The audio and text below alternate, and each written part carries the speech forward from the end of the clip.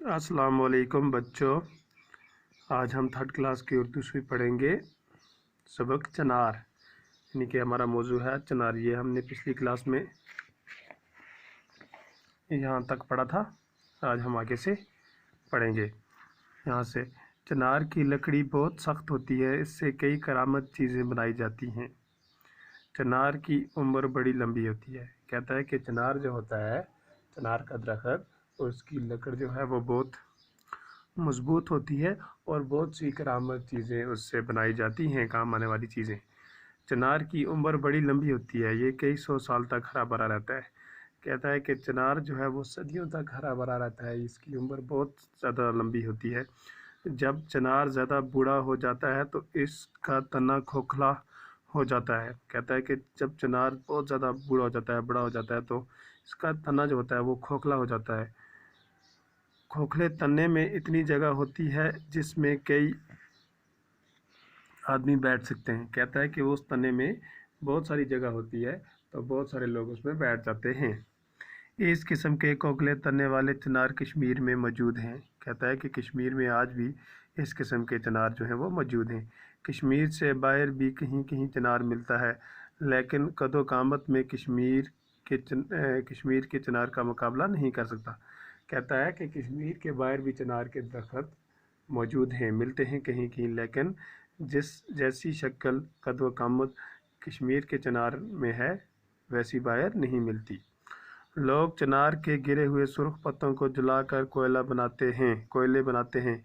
ये कोयले सर्दियों में कांगड़ी में डाले जाते हैं। कहता है कि चनार ख़ज़ां के मौसम में जब चनार के पत्ते गिरने लगते हैं तो लोग क्या करते हैं, उन पत्तों से कोयला बनाते हैं और फिर सर्दियों के मौसम में वो कोयला कांगड़ी में डालकर गर्मी की जाती है। हम चनार की छाँव में बैठकर धूप और गर्मी से बचते हैं।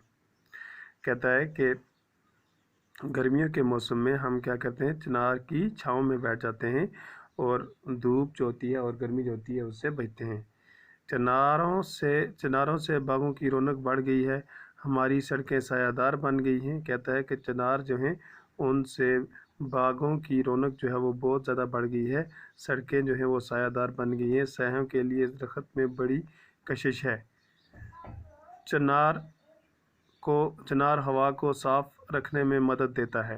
कहता है कि चनार का दरख्त जो है ये हवा को साफ़ रखने में भी मदद देता है। इससे माहौल पर अच्छा असर पड़ता है। कहता है कि इससे माहौल जो है उस पर बहुत ज़्यादा असर पड़ता है। ठीक, चनार का दरख्त काटना या उसे नुकसान पहुंचाना कानूनन जुर्म है। कहता है ये चनार का दरख्त जो है ये काटना या उसको किसी किस्म का भी नुकसान पहुंचाना जो है वो कानूनन जुर्म है। जो भी ऐसा काम करेगा तो उस पर कानूनी कार्रवाई अमल में लाई जाएगी।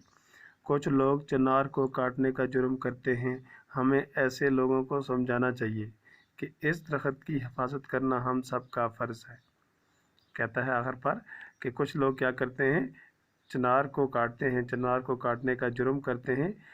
इस किस्म के लोगों को समझाना चाहिए ताकि वो दोबारा ऐसा काम ना करें, और इस दरख्त की हिफाजत करना हम सब का फ़र्ज़ है। यानी कि चनार जो है इसकी हिफाजत करना, इसकी देखभाल करना, इसकी रखवाली रखना हम सब का क्या है, फ़र्ज़ है।